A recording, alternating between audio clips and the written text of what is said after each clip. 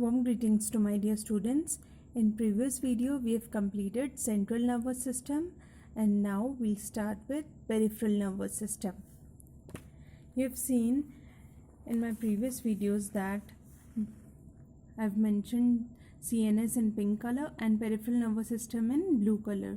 So peripheral nervous system comprises of nerves which are cranial nerves and spinal nerves.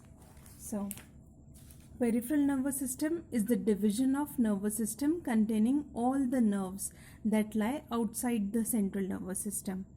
So it comprises of all the nerves that are outside the central nervous system, and role of peripheral nervous system is to connect CNS to the organs, limbs and skin. That means it connects our brain and spinal cord to the organs, limbs and skin. Peripheral nervous system consists of cranial nerves and spinal nerves. Cranial nerves branch out from brain and spinal nerves branch out from spinal cord. So difference between central nervous system and peripheral nervous system, what is the difference? CNS includes brain and spinal cord and peripheral nervous system includes all the nerves that branch out from brain and spinal cord and extends to other parts of the body, which includes muscles and organs. So let's come to cranial nerves. These are the nerves that emerge directly from the brain, including brain stem. In men, there are 12 pairs of cranial nerves which pass through foramen of the skull. What is foramen? Foramen is the opening. It is an opening that allows the passage of structures from one region to another. And they supply the peripheral tissues in head. So these nerves arise from ventral side of brain via cranium, and all cranial nerves are not mixed. They can be sensory, motor or mixed depending upon their function. Mixed means sensory and motor both. See, these are the 12 cranial nerves. First one is the olfactory nerve, second is optic nerve, third is oculomotor nerve, fourth is trochlear nerve, fifth is trigeminal nerve, sixth is abducens nerve, seventh is facial nerve, eighth is auditory nerve, ninth is glossopharyngeal nerve, 10th is vagus nerve, 11th is spinal accessory nerve and 12th is hypoglossal nerve. So you can see these are the names of cranial nerves and these are the type. They can be sensory, motor or mixed, and these are the organs innervated and these are the functions they perform. Cranial nerve 1, 2 and 8 consist of sensory nerve fibers, and cranial nerves 3, 4, 6, 11 and 12 contains motor nerve fibers, and cranial nerves 5, 7, 9 and 10 contains mixed nerve fibers. Remember this: 1, 2, 8 are sensory nerves, 3, 4, 6, 11, 12 are motor nerves, and 5, 7, 9, 10 mixed nerves. Now let's come to the organs innervated and functions. First is olfactory nerve. So olfactory nerve, the organs innervated are olfactory mucous membrane. Innervated means these are the organs where this nerve supplies or this nerve acts upon these organs.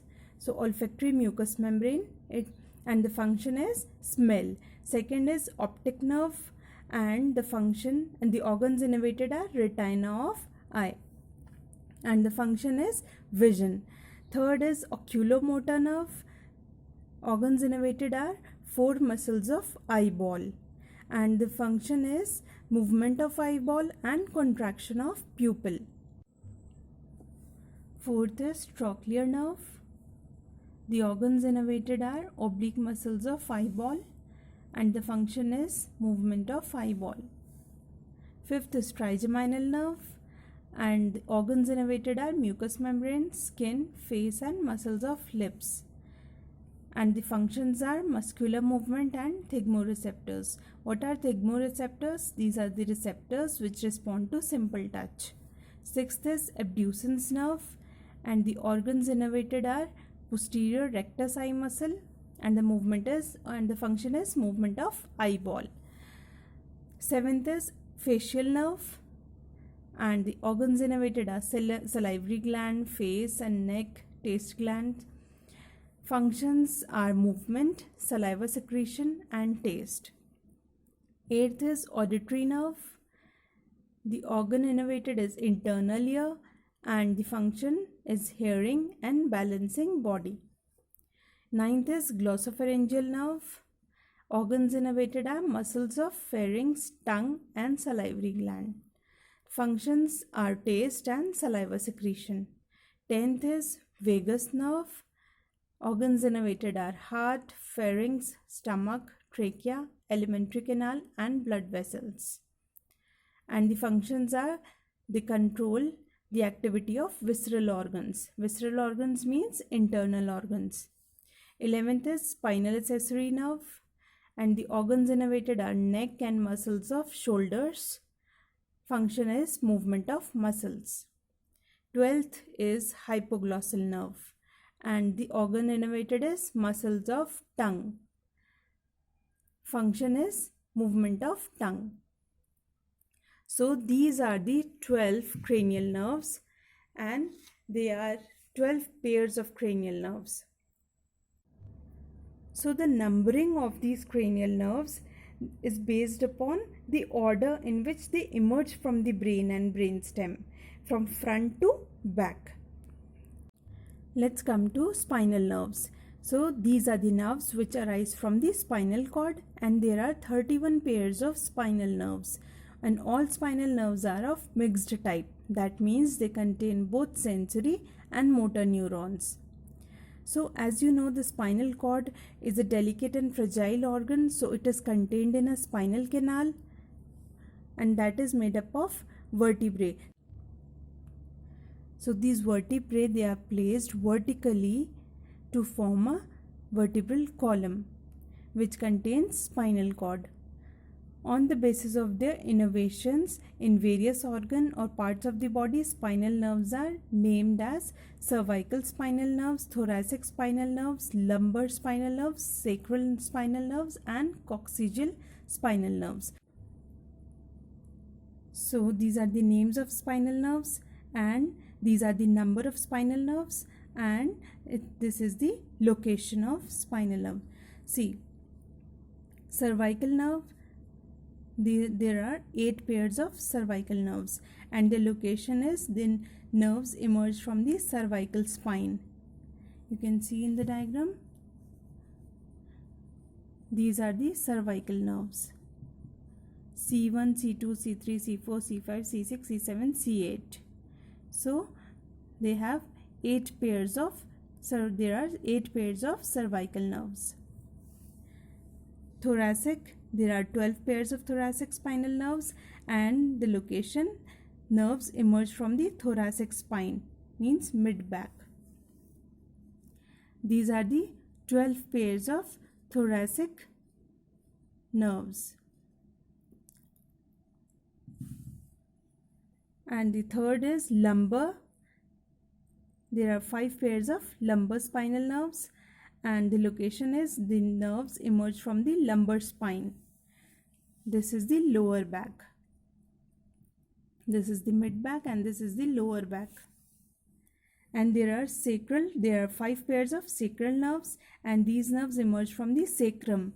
That means triangular bone at base of spine. Sacrum is the triangular bone at base of spine.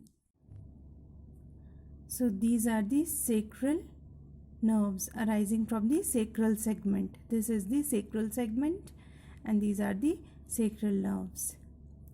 Then comes coccygeal. There is 1 pair of coccygeal nerve, and this nerve emerged from the coccyx. Coccyx is the tailbone. There is 1 pair of coccygeal nerve arising from the coccygeal segment. So this was the lateral view showing exit of spinal nerves. Lateral view of spine, which shows exit of spinal nerves. The cervical segment is located just below the skull. just below the skull. So these spinal nerves, they are named according to where in the spine they emerge. That is, they are named according to the level of spine they exit from. This is known as cervical segment, this is known as thoracic segment, this is lumbar segment, this is sacral segment, and this is coccygeal segment. That means there are 8 pairs of cervical nerves from C1 to C8. You can see C1, 2, 3, 4, 5, 6, 7, 8, C8, and 12 pairs of thoracic nerves. So they are named as T1 to T12. T1, T2, T3, T4, T5, T6, T7, T8, T9, T10, and T11 and T12. And 5 lumbar nerves, they are named L1 to L5. So this is L1, this is L2, this is L3, this is L4, and this is L5. 5 sacral, that means they are named S1 to S5, S1, S2, S3, S4, and S5. These are the 5 pairs of sacral nerves. And the last one is coccygeal. So it is named as CO1. This is the coccygeal root. That means there is one pair of coccygeal nerve. This is the lateral view showing exit of spinal nerves.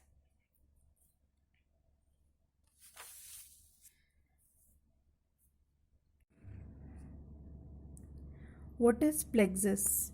Plexus is the branching network of nerves, and it contains afferent and efferent fibers.